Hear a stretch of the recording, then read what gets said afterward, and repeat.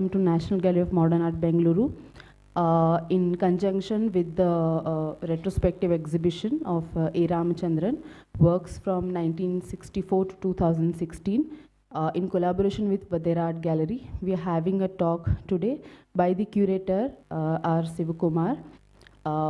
The talk is titled as Multiple Worlds of A. Ramachandran.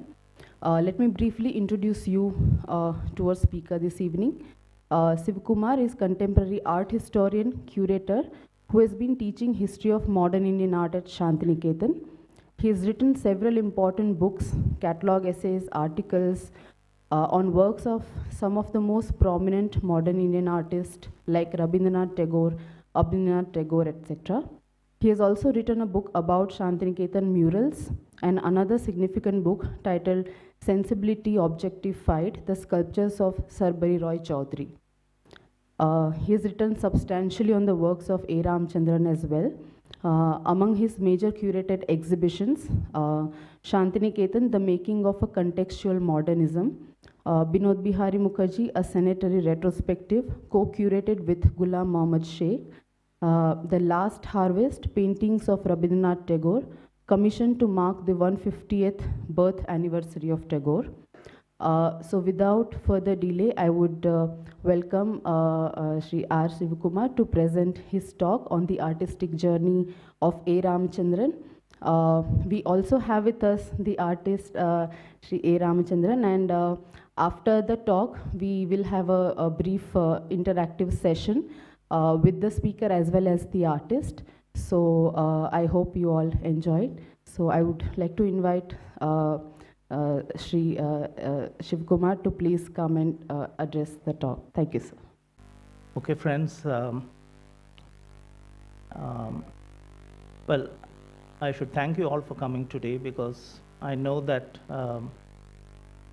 it's a daunting task to negotiate the traffic at this time, and doing it 2 successive evenings is not a pleasant kind of experience, and you have taken all the trouble to do that, and I thank you for being here. And what I'm trying to do, in fact, is just to present some of Ramachandran's work, so that after this slide show, let us say, call it, when he's going to come up here, you can kind of be more, you have all the images that you want to talk about, and you will be able to frame your questions a little better. So I am just going to help you in doing that. Okay. Now, I had titled it The Many Worlds of Ramachandran, or here multiple worlds. So let me tell you at the outset that there are many aspects of his work which I am not going to talk about or show you. There are many more aspects to his work than you will see in this in the next few slides that I present. Okay.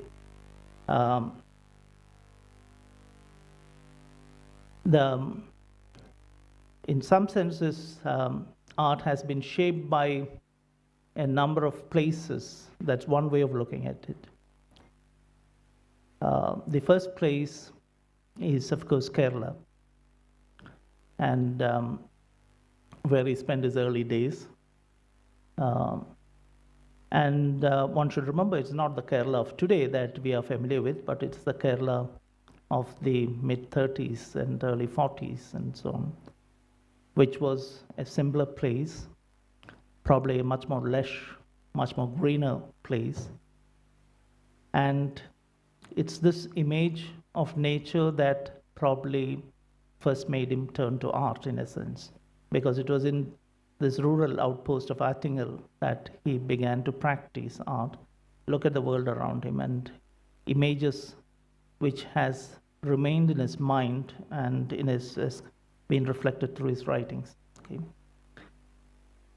Of course, then he moves to Trivandrum, a small city, and there were various things unfolding, events which are unfolding, which probably, um, the events sometimes affect us without our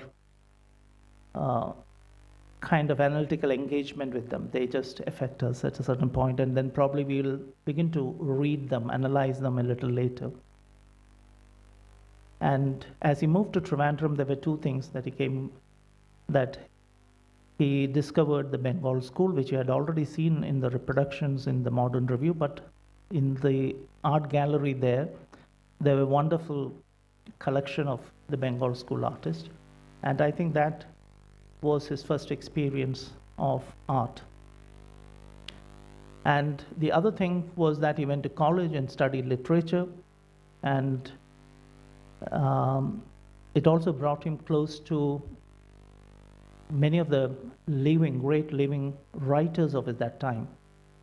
And Kerala was experiencing a kind of great change in its literary scene. Artists who were committed to bringing about social changes, they were active, and there were a large number of them working at the same time.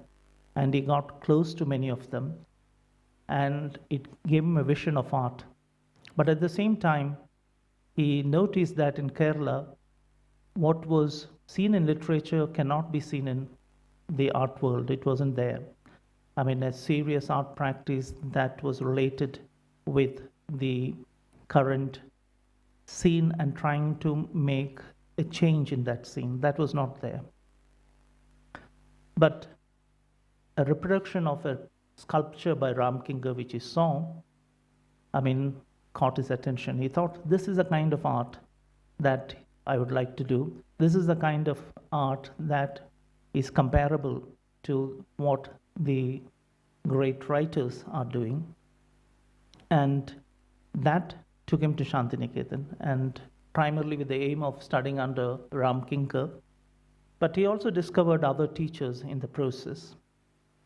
Shantiniketan in those days was very different from Kerala in many ways, especially its cosmopolitanism was something which was completely different from that of Kerala. But it was also a rural setting like Kerala. It was not as lush as Kerala, but it was simple peasantry that lived around the university, which dominated the landscape, and that was something, the life of the peasants was not unlike what he had seen in Kerala itself. So in some sense, it was a continuation of his experiences in Kerala, but obviously with a greater exposure to art of different traditions and a greater cosmopolitanism that was there in the immediate society. But as he began to move to Calcutta occasionally towards the end of his studentship and immediately after, he realized that the world out there was very different. It was immediately after, 10 years after the independence, but the scars of partition and the influx of refugees into Calcutta made it a very difficult place. And life there was absolutely different to what was in Shantiniketan or in Kerala. So this was the first kind of, in a sense, a social shock he had. And he saw that life was miserable and people lived in the most difficult of situations, dehumanized by their circumstances. And that's where he begins to kind of find his image as an artist, trying to communicate something of that experience. So it's with these kinds of works that he begins his work in the early 60s. Almost a Christ-like figure, but based on a man he finds, near the gutters. And then he goes on. There is something that takes him on at that point. He doesn't do these small paintings anymore, and almost you can see from 1964, it's these large canvases that he paints. And part of it was also because he was, taken up with the writings of Dostoevsky, and with this great passion and, I mean, inner turmoil with which Dostoevsky wrote. And he wanted to communicate something of that experience or similar to that in his work. So he thought this large format of the mural suits him better than the smaller format of the easel painting. So in these early years, it's this almost nameless, suffering, urban suffering men, that was his kind of theme. And he gradually began, because he started with this Christ-like figure, so the biblical themes were always somewhere in the background. But of course, biblical painting is also about the possibility of reconciliation, of, having possibilities of, some savior coming and making it possible for man to kind of wash out his sins. But this is something that doesn't happen in Ramachandran's work. And especially, you can see something like this, which is 20 feet work that he does in 67. And the other thing that we notice in these works is that he's not, taking the path that the mainstream modernists took in modern Western art, if you look. That's not the path he's taking. And he's, on the other hand, interested in the Mexican muralist and the larger mural tradition. So he's modernist not because he's aligning himself with the mainstream modernist art in a formal way. He's a modernist because he's, concerned with life in our times, and is concerned with the kind of life that people at a certain level around him leads. So as he shifted to Delhi, he notices that this strata of people lived in a similar way, whether it was in Calcutta or in Delhi. And he begins to develop images that would communicate that people who are brutalized, people who are kind of butchered, and of course people who are kind of revolting it, perhaps in a very futile manner. So these became kind of thing, a kind of heroic image of suffering, if you may say so. But all the time, the biblical analogies continue to work behind, and we have a series of etchings that he did around this time, a little later in next year, 1968, where this theme is kind of explored, the biblical theme and the theme of human suffering in our times are kind of coalesced and explored in a set of 10 etchings. So you have some of them. These are images partly inspired by the scavenger women that he saw, living just across the street where he lived, and partly in his encounter with other arts. And this was something that these are some of the etchings. You can see that he always had a dialogue with art in some sense. It was not just the biblical themes, but it was also a dialogue with art and how these themes were presented by other artists. Something, the Last Judgment, something which was a major theme during the Renaissance, and you have one of the, the most remembered, representations of that in the work of Leonardo da Vinci. But you can see it's completely different. At the center of that work, if you remember Leonardo's, it is this completely, passive, completely passive, because he's completely at rest, knowing everything, foreseeing everything, image of Christ. But here you can see that's not the image. You don't have this whole 13 pairs of, struggling hands, kicking feet. In the painting, of course, you can see the feet, which you don't see here, except that of Christ. But in a sense, you can see that's also a kind of his way of working, and especially when we move later, we'll see that he's constantly in dialogue with other artworks. In a sense of history works through his painting. And by 1968, I think there's a change. It's still this large thing. The major thrust of the theme is running similar to what was there. But he begins to look at the world around him a little more historically, not in terms of the suffering of the unnamed man, but in terms a little more historically. What, have we done in our times? And the immediate context, I believe, is that 1968, 69, there were already, preparations for the centenary of Gandhi, which was happening. And that was a time he did this great large work for that. And he called it Gandhi and the 20th Century Cult of Violence. So you had this man, and even in this exhibition, we have an image of Gandhi. So in a sense, this apostle of non-violence, but he lived in this century of violence. And in a sense, it is also, when you look at this historical moment of the late 19th, early 20th century, one realizes this was a time when more human beings were killed in war than any other point in time in history. Perhaps, maybe more people were killed as a result of war or, related events than maybe all the other wars in history put together. So it was a time when we destroyed ourselves in a way that it never happened before. So this is something that he comes, and what we probably invented was things, the missions of destruction. And so it was the most violent of times where man created these missions of destruction.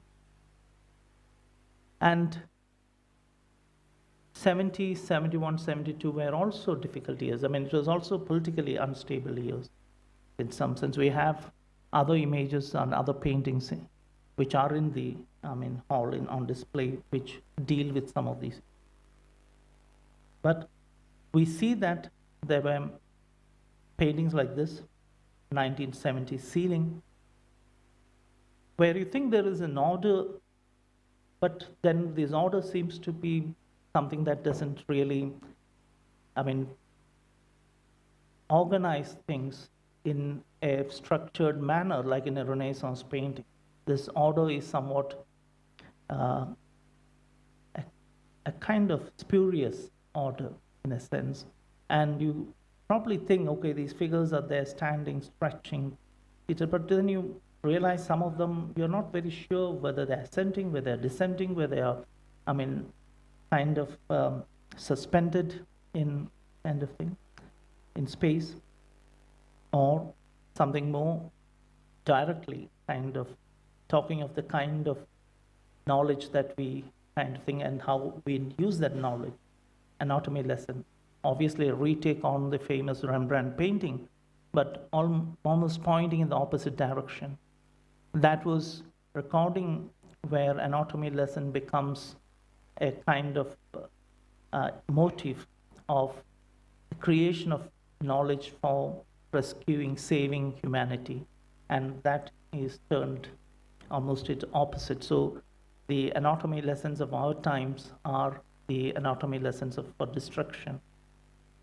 Or the audience. This was a background. There were a series of work he did against the background of the kind of Bangladesh war, the kind of, great, kind of extremist violence that was unfolding in, especially around Bengal at that time, and of course in Kerala. And so these were the contexts in which he tried to bring these images or create these images, and thought there was something like, a cataclysmic image of the ending of the world. And war definitely was a theme during this period, the 70s. And gradually you can see that he moves from these in the sense of absurdity, because it's not this anger, because the post-50s generation, if you look, was a period in many parts of the world of angry young men who are unhappy with the situation, protesting against, institutions and so on. And if you look at, theater across the world, you see that happening. So this was something that was strong. But by the mid-70s, more than anger, it's the absurdity of the world that seems to. It's a kind of black humor that seems to be coming, and his paintings also becomes more metaphorical, allegorical, and in terms of a dark humor creeping in.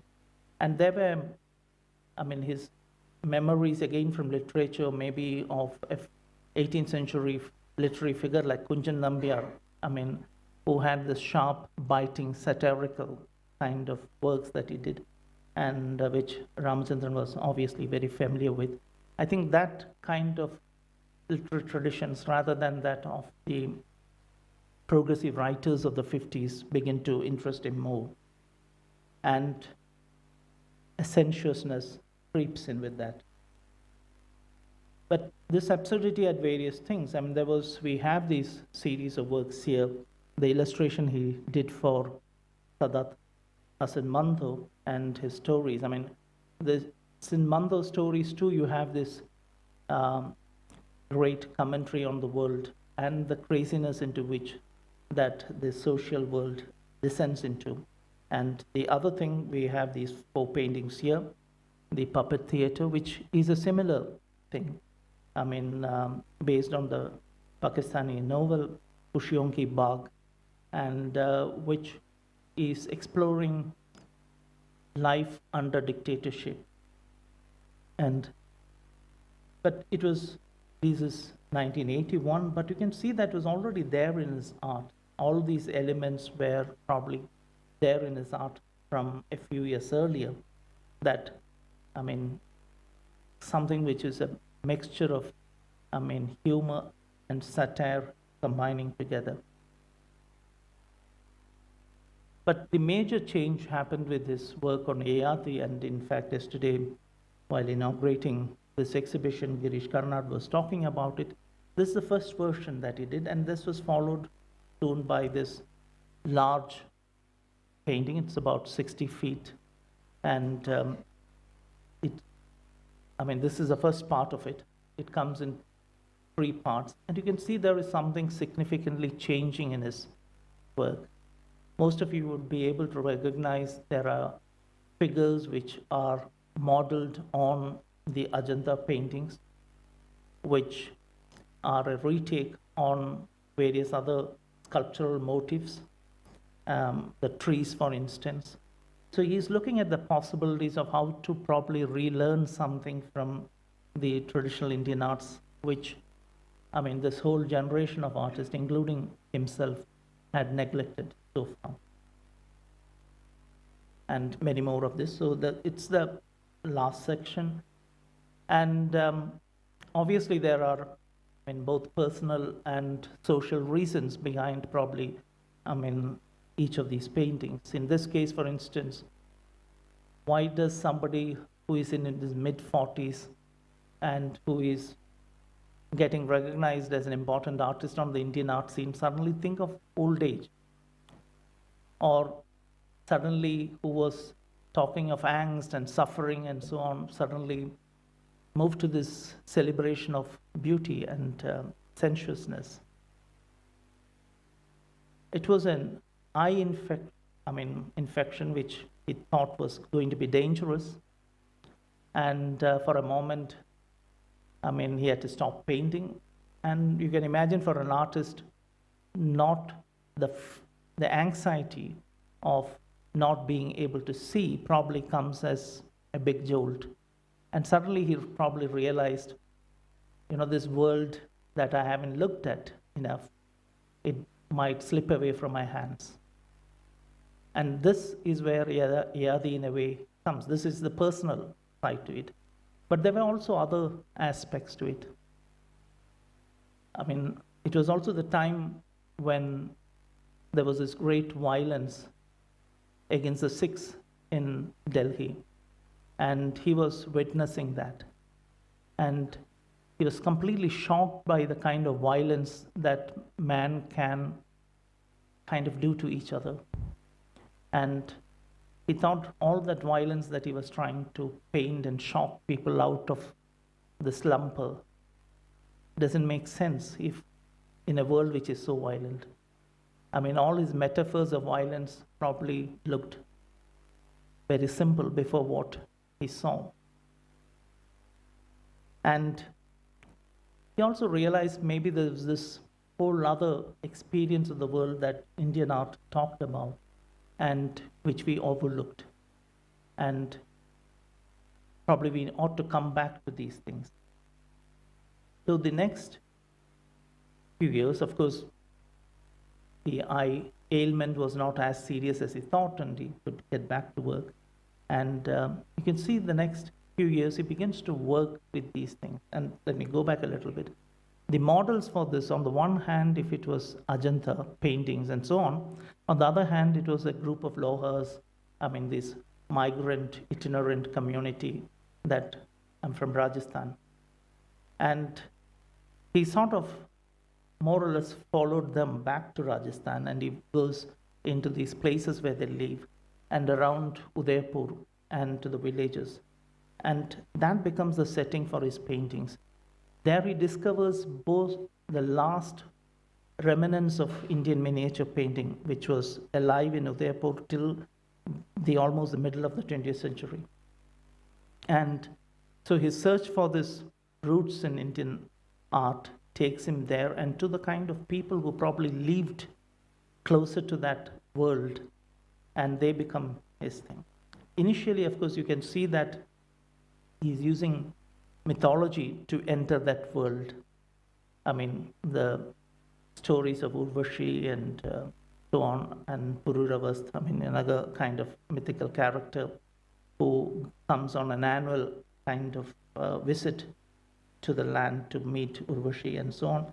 All these stories, and putting himself in that position, but in various guises, like, mythical characters. Okay. Now he uses his mythology to enter that world in some sense. But gradually, he reverses that. I mean, instead of using mythology, he begins to create a mythology around the life of those people. And once again, these dates are interesting. I mean, we had the Yathi in 84, 86, and you can see the rest of these paintings, leading up to the early 1990s. If you think of these dates, in retrospect, they are important dates. In a sense, it was the time when Indian artists were becoming aware of what we call globalization and a greater descent into forgetfulness of local tradition. And to the time that not we, the common man, but scientists were becoming aware of the great ecological destruction that modern civilization had brought about.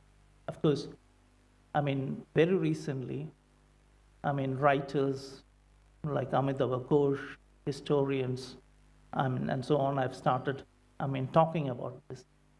But this was the time when we became aware for the first time about. I'm not suggesting that Ramachandran was consciously, doing this, or he was aware at that moment about all this. But it's happening at some point where these two things are happening. And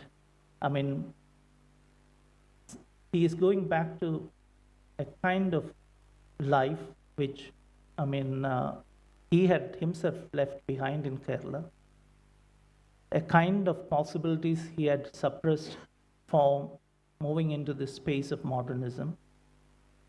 But he is trying to regain all these aspects. And these are people, in a way, who are living in a way that doesn't create all those ecological problems that we are talking about. I mean, people who live in a way which, I mean, in close contact with the world around them, not destroying them, but in harmony with them. And you can see that this is definitely what he's trying to say through the pictures. I mean, the need for which, I mean, maybe, I mean, scientists and other social historians are beginning to talk about. And maybe it's not easy for us to go back into this kind of situation, but then it is good to be reminded of it. And probably things that we would not talk about in modern art: nature, animals, myth, the great beauty of nature. Now, these are things that comes into his work all across this period. And one of the things that represents nature in that area where he used to go in Udaipur is this huge lotus ponds. And if you go through his earlier books, you can see some of those photographs where you have this immense, huge lotus ponds where, I mean, you can see him in the middle of that in a little boat, and he's like a little speck there. I mean, hardly visible. So these are huge spaces, and that was like a microcosm in itself, a kind of ecological world of its own, with lots of little things. And if one goes through this, you notice a lot of little insects, birds, I mean, water creatures of all kinds, and so on. And over the, I mean, from the 80s until the present, he has done a huge series of these drawings. He goes back tirelessly, rediscovering them again. And I mean, whether it's in the hot summer afternoon or at night, now these were things that a great deal of Oriental artists did before him, but something that we now have forgotten how to respond to this world around us.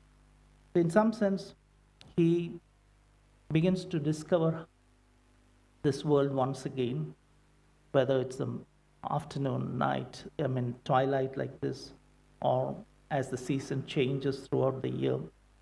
And each of this, whether it's one noon doesn't look like the other, and yet you can feel that, or in a morning glory and in the moonlight, the same thing. So it's a kind of engagement with one aspect of nature and returning to it, I mean, throughout the year in different guises, in different kind of thing. And he did this, what he called the trilogy of colors, but actually also times of the day, dawn and dusk and so on. Now, you have some of these here, a few of them here. The other thing that happened is, how did these people live? What was, I mean, there were people who were driven, I mean, not, I mean, held together by beliefs, I mean, myths, and so on. So part of that is to look at this community from the way they held the community together.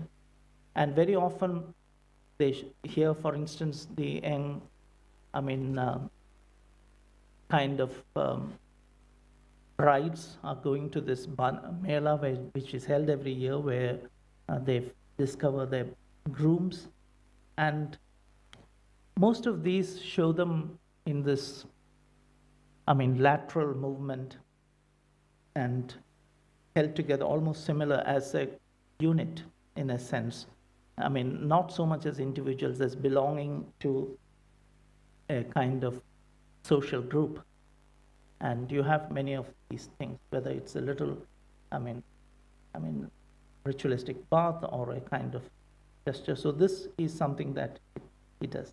The other kind of things is that,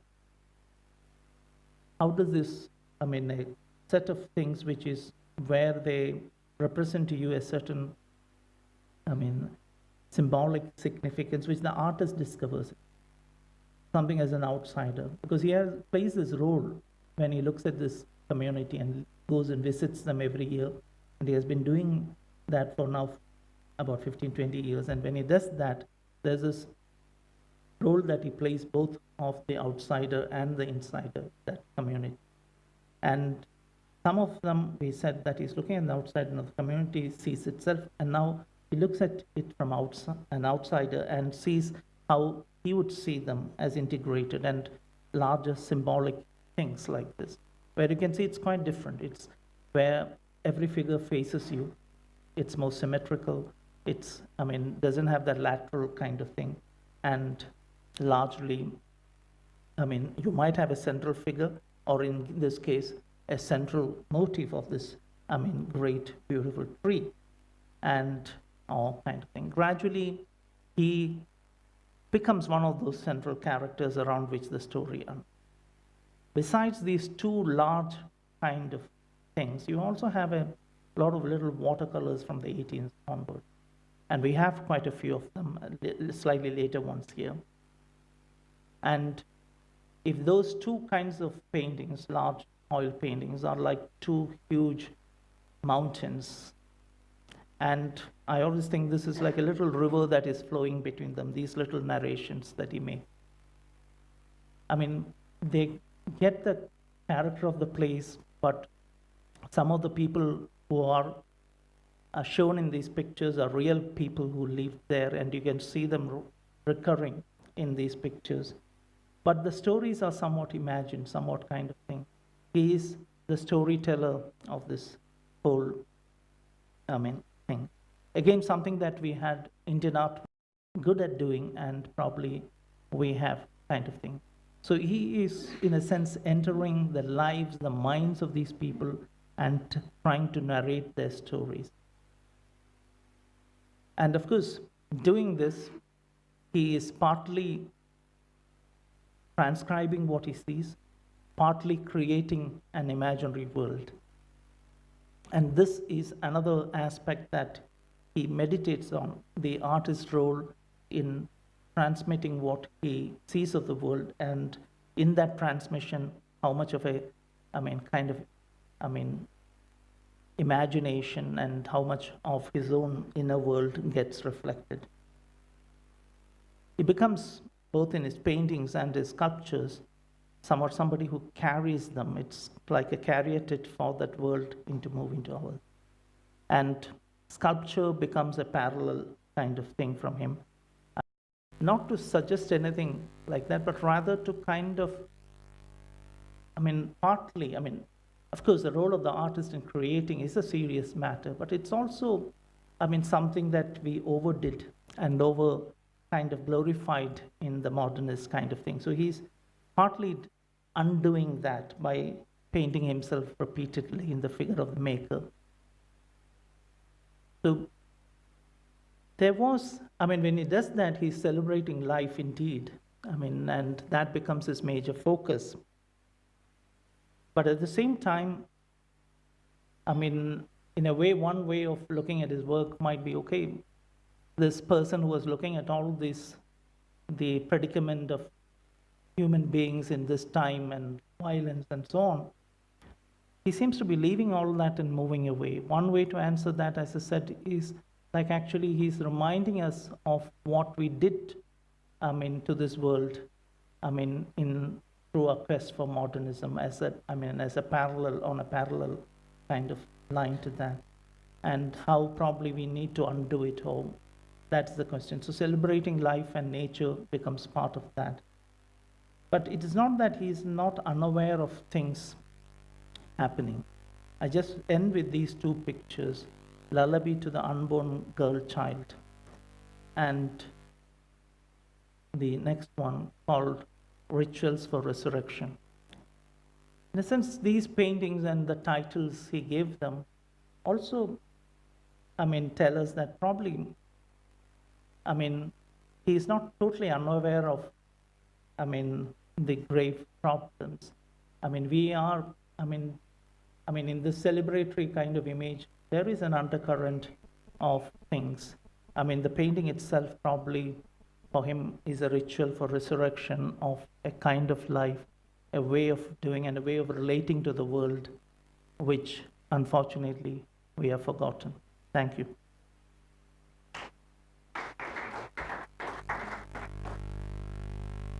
because I think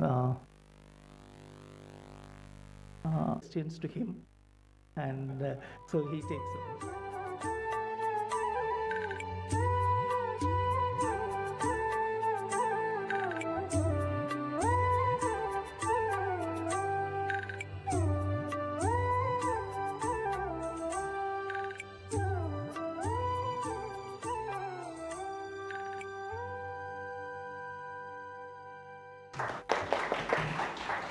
Very illustrious presentation, and we have with us the artist A Ramachandran. So now we'll take questions, curiosities, whatever you have to share with the speaker and the artist. So yeah. Shuda. There seems to be some pleasure in pointing out at landscape that's lost, which all of us have gone through owing to our urban lifestyle, not because of being in the urban situation, but because we seem to generally lose that idea of the pleasure of landscape, which is by and large absent in modernism. How would the artist respond to that? Would he, I mean, obviously he need not agree to what you say. I mean,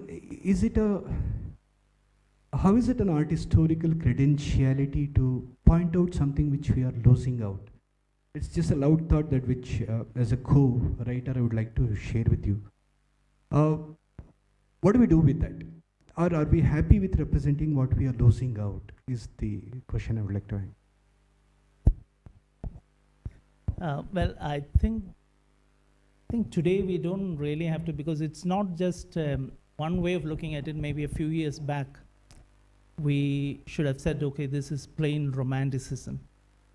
Okay, if you read someone like the recent book of Amitabh Ghosh or Dipesh Chakrabarty's, recent essay, you can see, the climate of history.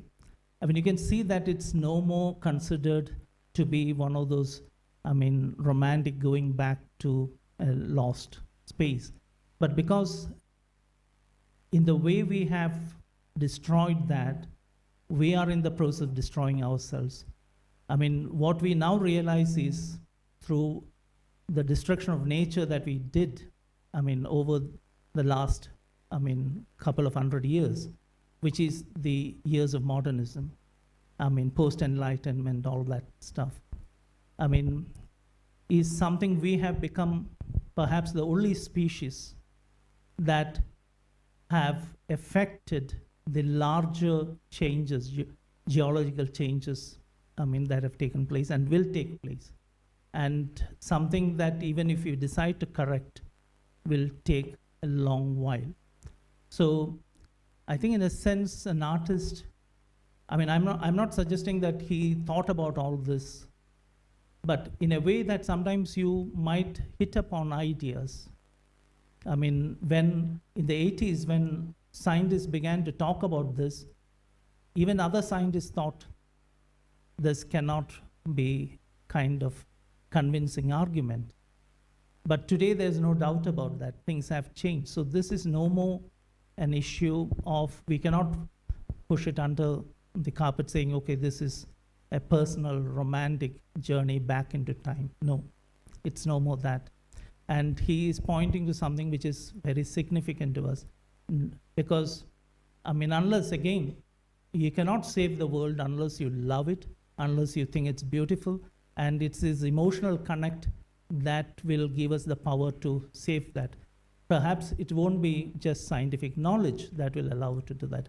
And at least as far as artists and normal human beings are concerned, that would be the way. And I'm sure that, all of you living in this city, which was much greener, and who have been here for 20 or 30 years, will lament this loss.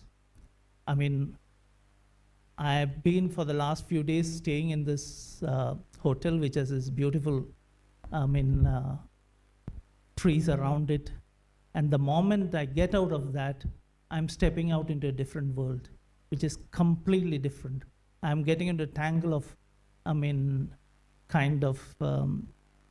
road with motor cars standing still for minutes and minutes at each crossroads.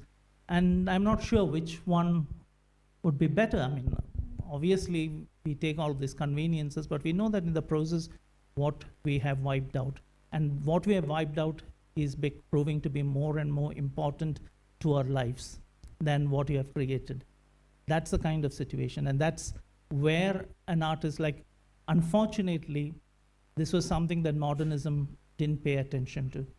I mean, no other period in world art history have artists looked away from nature for such a long time in all across the world. I mean, even 30 years ago, critics would say that anybody who has something to do with nature is probably not modern, kind of thing. I think we have to change that. Probably artists who have to say something about it today or maybe in 10 years hence will be considered people who are more concerned with this world and the future.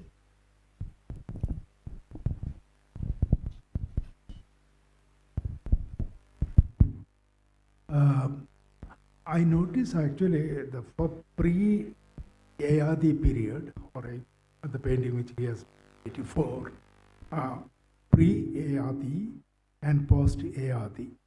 That the first 60 to almost at the end of 70, you are actually doing, or you are actually depicting your anger, anguish, and some sort of a really disturbed mind through your creative works. From Ayadi onwards, the transformation came, and now it is like a serenity, peace, tranquility, and like a absolutely, most beautiful space of your life or your vision. And how this transformation has taken place.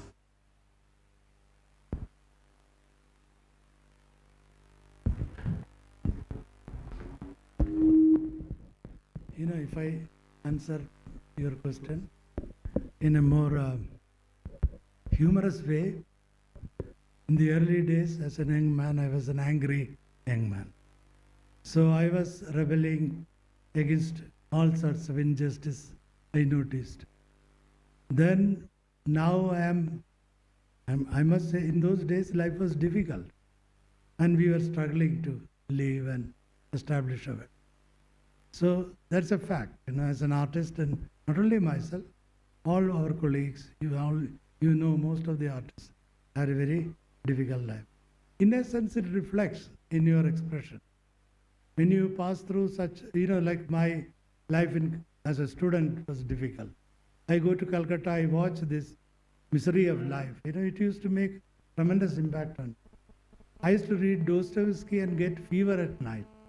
Because, it's a kind of, that as if I am trying to absorb all this, poison of the society into myself. So, naturally, I would like to react as an angry young man. Then after that, when you are more settled, I had my wife and I have 2 children. I could not have become that angry that much. And then I became a happy old man now. So today I paint, I don't want to, knock people down. Yes, in art it is much easier to knock people down than saying something very beautiful. So the best way is to do something, which, oh, wow, what a great, painting. Because it hits you on your nose. But if you try to say something, look, this world is so beautiful, it's not that ugly as you think. There is, beyond this area, the area of ugliness we see, you cross that border. That is what I did. I stopped looking in Delhi. I live in Delhi. I don't even look through the window what it is outside. But I go to Udaipur for last 30, 35, 40 years. I'm going regularly there. And I'm studying those people who are, in a sense, so much well integrated with the nature. These Bhil tribes. They're very simple. And the first time when I went, I'll tell you, it was one of my great experience for me as an artist. I went to their, Banishwar is a temple which belongs to them. A Shiva, it's supposed to be a Shiva temple, but it must have been a more primitive than. And that is the place where all the Bhils around Rajasthan and Gujarat, they come there for the three important rituals of their life. One is, if you have a child, the Mundan ceremony. Second thing is, you young boys and girls move around and select whom they would like to marry or interact.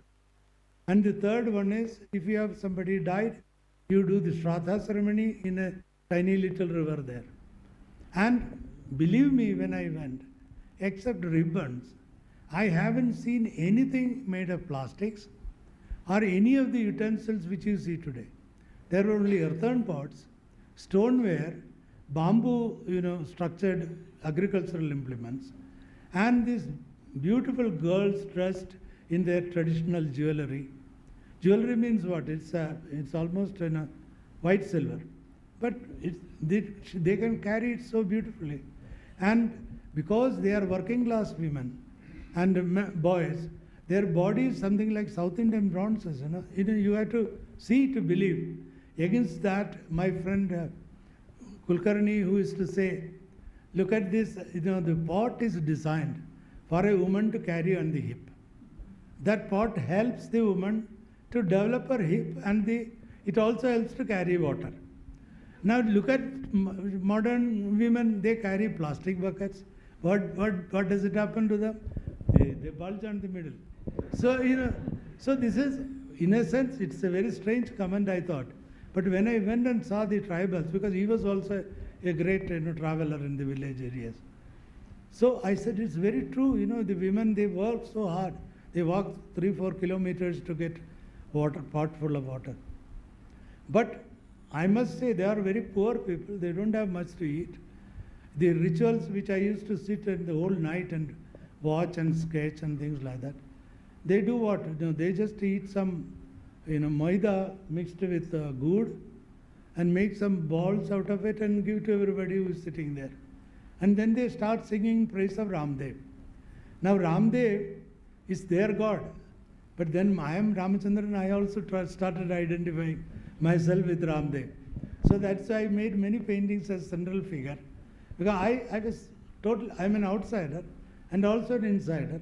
So I had a strange way of participating in it, which is very unreal for a modern man to sit there and watch, because they go into trance and they dance around and things like that. So, then there I realized that there is a separate reality altogether, which we don't know. The kind of reality we experience in day-to-day life and the kind of reality in which the villages in India live is a total different reality. And that reality is not made today. It is, handed down the tradition for hundreds of years. So their life, I discovered something fresh. It is like drinking water from a stream, which is very pure, than a tap water or bottled water. So, I must say my experience may look very funny to other artists or other, people who evaluate today's art scene. My art stands out like a sore thumb, but I can't help it because that is my experiences. And I'm not ashamed of it, because I should be faithful to myself rather than be faithful to art critics and art lovers. So I did what I can do. So there it ends.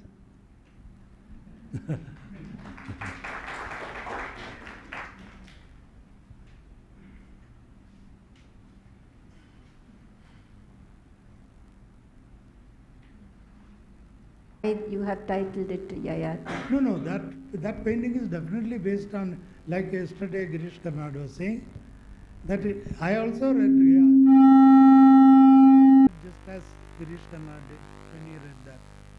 But my case was different, as he has explained it. I was undergoing a crisis in my life, and 2 reasons he has explained: my losing eyesight, and then I had to revise my whole attitude to life. So, then to me, Yayati is a modern man. He is a man who wants pleasure. Why? Our daily life is filled with so much of comfort. Everything. We have electric fan, we have got air conditioning, we have got every kind of mechanical devices to have our pleasures, and that is an endless search for us. The modern man is endless search of more comfort. in that process of more comfort, we are trampling down all the niceties of life. Like, it's what is ecology actually? Ecology, you don't have space to make houses, you cut down all the trees, you make multi-storied buildings. You don't have drainage system, you know that your water system is so bad. When two rains, your roads are blocked. Why? Because you have stopped all the natural, phenomena on the earth. The flow of the river you stopped, flow of the growth of the trees you stopped. You are trying to destroy the whole ecological thing. Why? Because man wants more pleasure. Even making a nuclear bomb, we don't know what it can create. One day we will just go off like, maybe I'll go before that, thankfully. But these are all devices which we are making, has also some very strong reaction which is we have to face someday or other. So this is a crisis one has to think about. Second part of it is a cultural, like if I call it, ecology has both ways, a cultural ecology. We lose our own tradition, our own culture, simply because there is an international art movement or a cultural movement. Everybody is fascinated by it. But we don't know, you don't think about your country, you don't think about your tradition, you don't think about our ancestors who created such great works. We have no time to look at it. We have a computer, we have got photographic equipments, we have got so many electronic devices to create new art. Fair enough, you create. But at the same time, you are also losing something which is very sensitive. Because art, to my mind, is a very intimate expression of a human being. It is like a love between a man and a woman. That sensibility cannot be replaced by any mechanical device. So ultimately, if you are an artist, you have to ask your question. Do you want to communicate that element of intimacy and humanism in your art? Then you have to go back and refer to your ancestors, what they have done with art. We cannot, of course you should look at modern movements and understand. But no country why should American art should be a great referring factor for us? I don't understand. Why? What we have to do? Why we should always think of acceptance abroad? Why?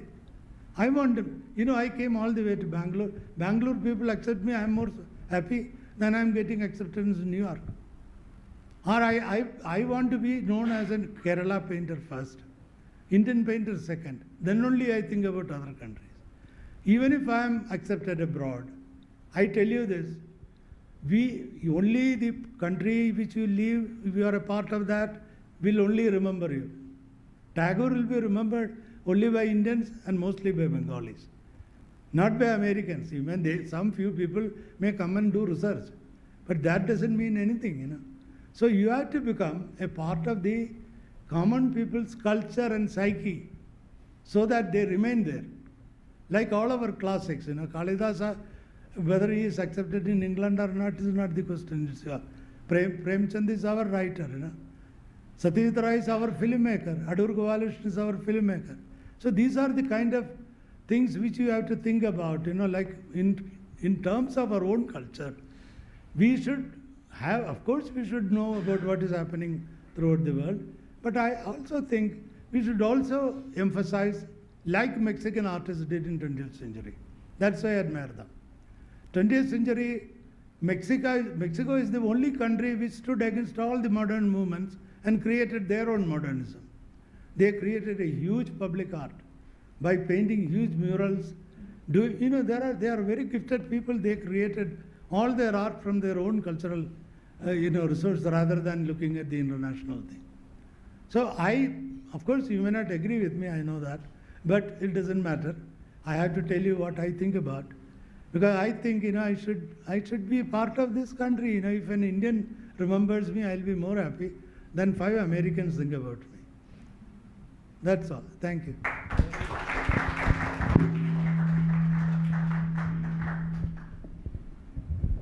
We can change, and when we do change, do you think it'll be too late?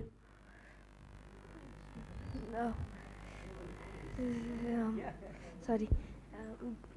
do you think we can change, and when we do change, will it be too late?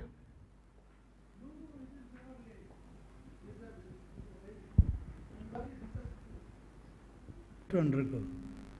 You know, even maybe this internationalism is good, so that, you know, that phase, you know, it's like you get a disease and then become immune to it. It's better than having vaccinations and get immunity. So I think, you know, you undergo that, you know what is international art movements. You will be trying with it, but one day you have to come back, you know. So what I'm trying to say, it is not that don't do anything out of your ignorance. Do anything by knowing what it is. You should know what is international art. You should know what is happening around the world. But at the same time, you stand on your feet. Don't be carried away by the wind of internationalism. That's what I mean. So this is for the art. Okay. Just want to know I'm deviating a little bit. I just want to know the process, like how you used to, like the process of creating art, maybe like 50 years back and now. So if you could just say as few words, that would be good, really good. Don't think about it now. Okay. Because, because it's not easy, you know, like when we started, many of my colleagues are sitting. We all know how difficult it is to become a professional artist. I couldn't. In fact, I started as a, freelance painter. Kumar Gallery saw my exhibition and he said, come over to Delhi. So I said, for what? He said, you come and the gallery will look after you. So I said, but I thought if gallery will look after me, what gallery will sell? So I asked, do you want me to do landscapes and things like that? He said, no, you do this monstrous thing you are doing. So I came to Delhi. Now, when I came to Delhi, suddenly there was a war with Pakistan in 1964. So who are the buyers? The foreigners. They can buy because the cost of an Indian painting was only equivalent to a Christmas card for them. So they buy it. So they buy and go away. Some they carried it or some they dumped it in their godown and went away. We all very much proud, 5 Americans came and bought my work, it was. But Indians will never look at our work. Many years after, also the Indian society could not accept. I thank one man for that, M.F. Hussain, who walked all over India and created an image of an artist who is equally good, and he can sit with Birlas and Tatas on the same dais, as an artist. So that kind of a, social, the looking down upon artists was actually broke down by an M.F. Hussain. Only he can do it, I couldn't do it. Many of us, we can't do it.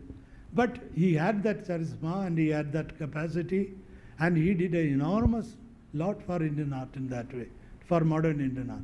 To raise the status of an Indian artist to a social position which we enjoy today goes to M.F. Hussain. I will say no one else. Not even Nandalal Bose, not even Abhinavanath Tagore, not even Ram Kinkar, because they all lived without expecting anything. They painted and gave away to people. You like my painting, you please take it. So that was the idea. They never knew that it can be sold even. When I came to the market, I saw painting can be sold. But the process of selling was such a complex affair.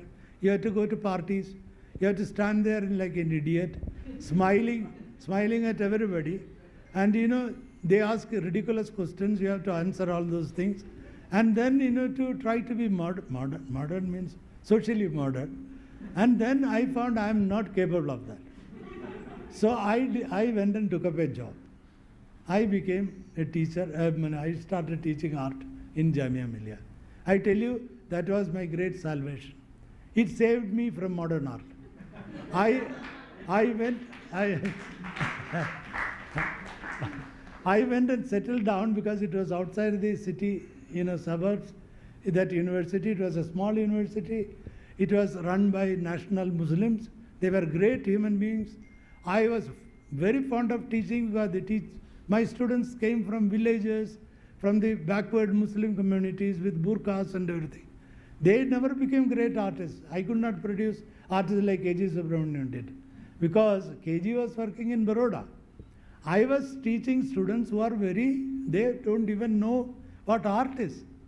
Because I can explain to you, when a student came for my interview, she brought a painting of Rama's coronation, copied by some local artist, and gave to her, you show it as your work.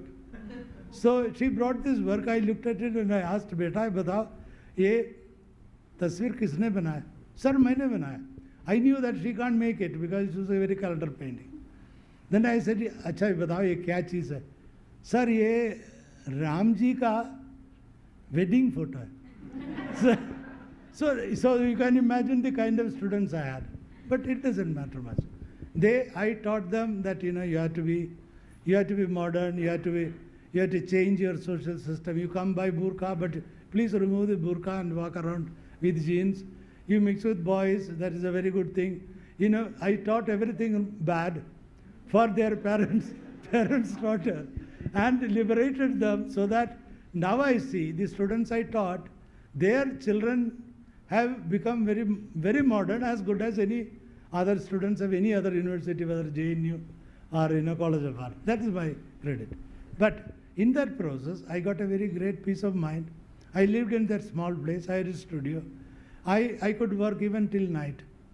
That studio was a very dilapidated brick building with a tin roof, which used to leak in the monsoon, and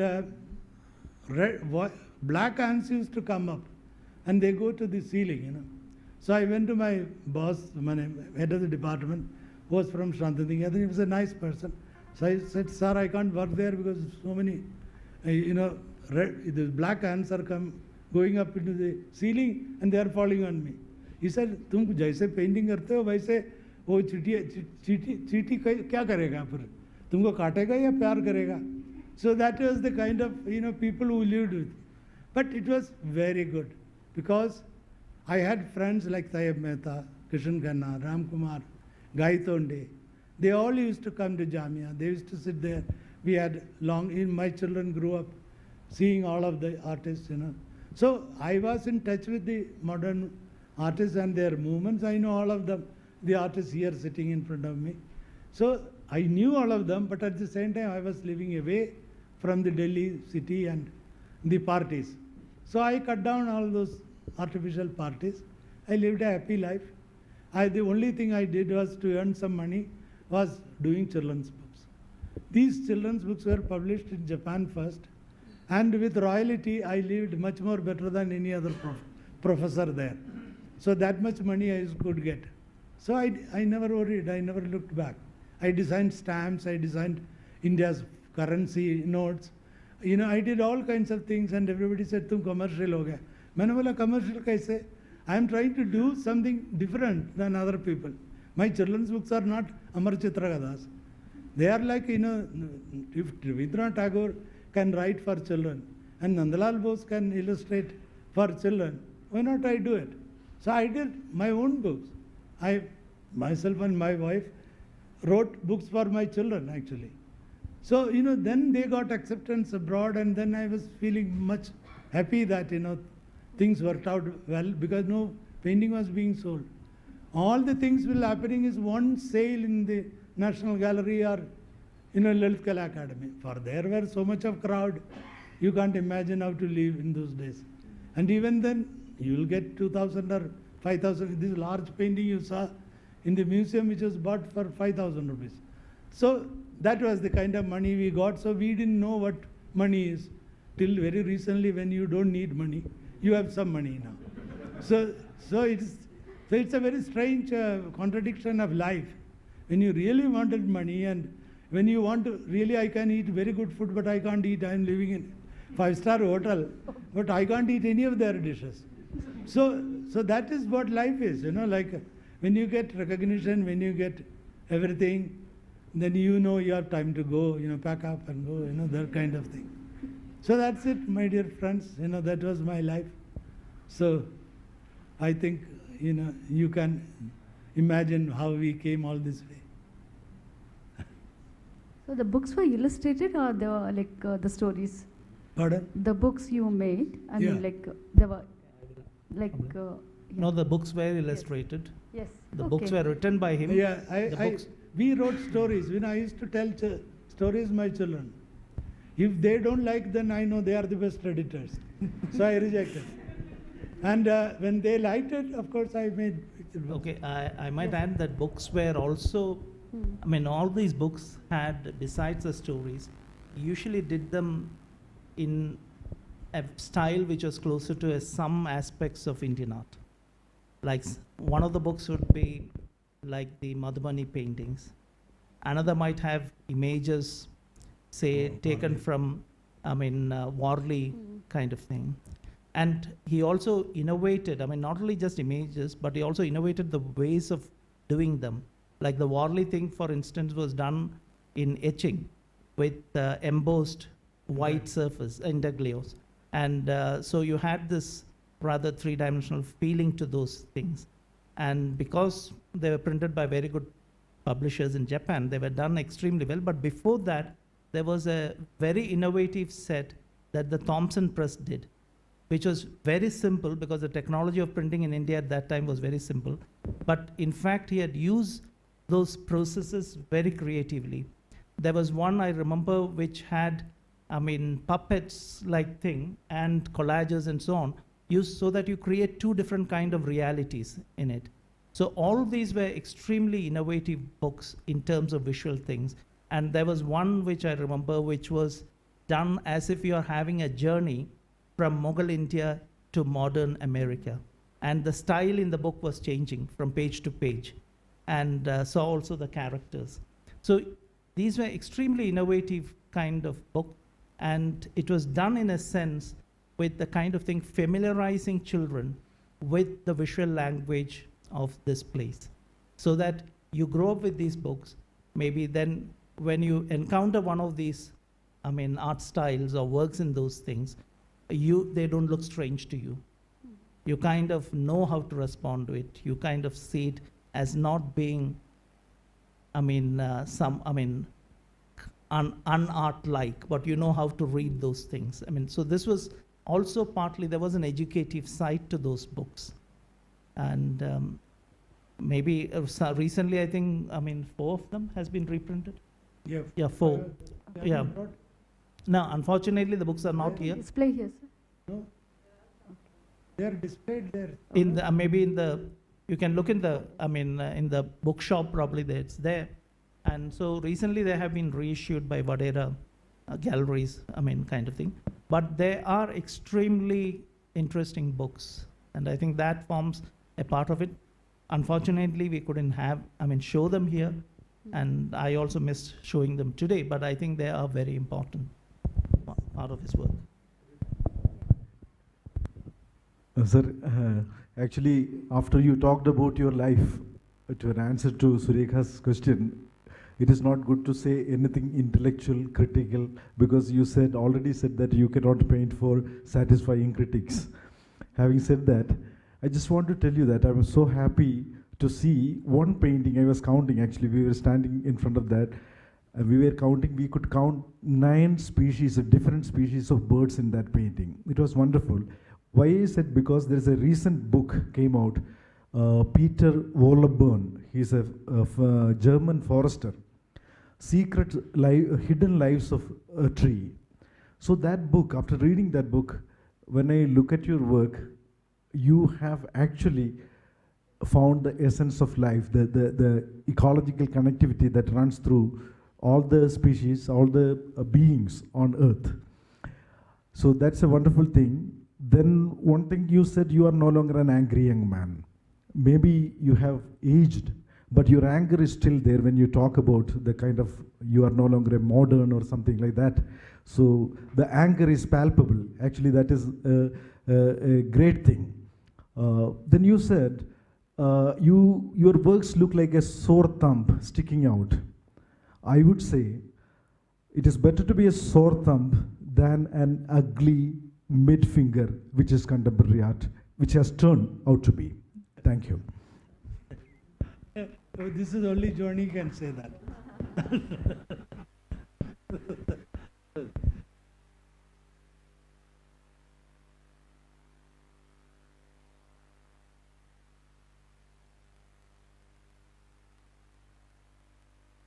Yes. I think Any- enough. Anyone else? No. Yeah.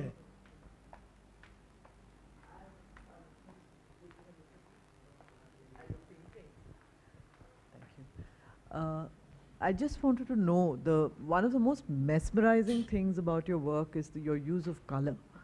Color. Your use of color. So where do you, I mean, what is the inspiration? Is much of it intuitive, or how? I mean, they're colors that glow actually from these large canvases. So Well, I see, you know that I studied Kerala murals for long. Almost 40 years I worked on that, in different periods. I started as a PhD student and dropped after 3 years, and then I took up a job and I gave up that research in that sense. But I went on going back to Kerala and making my survey and study of this mural. As I have, in the book he has written, I have also written, as a child, when I was very small, my mother used to take me to a Krishna temple nearby.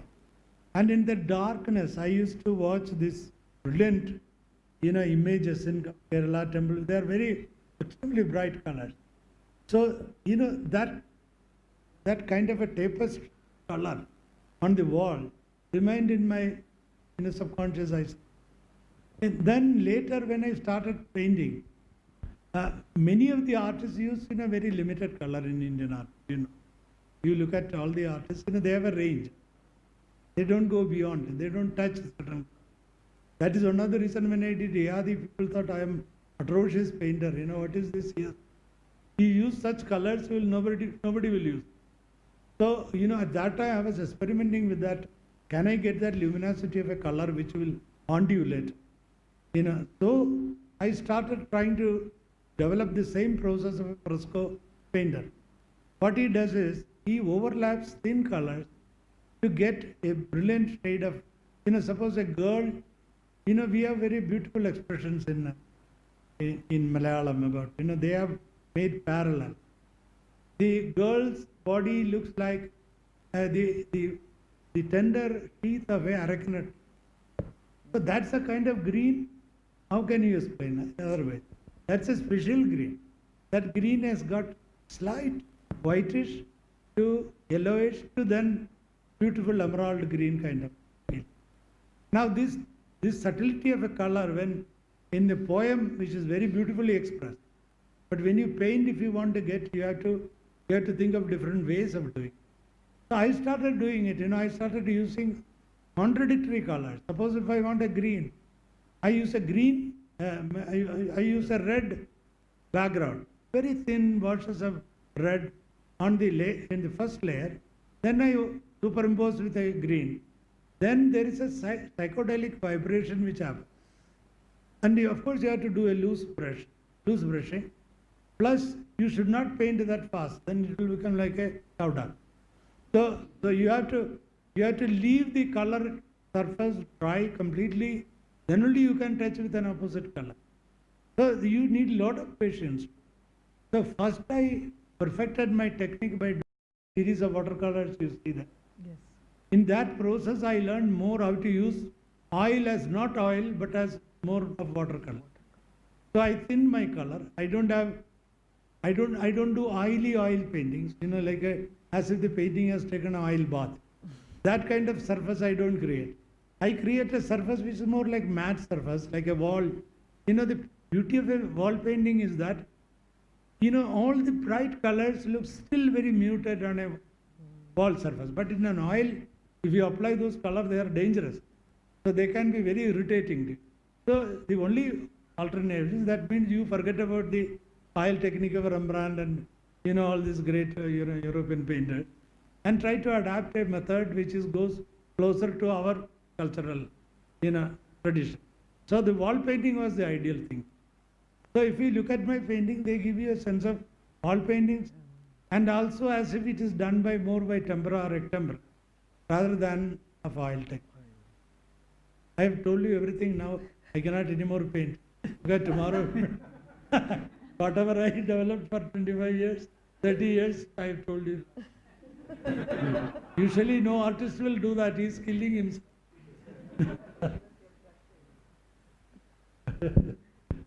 This is enough, no? Are you not bored?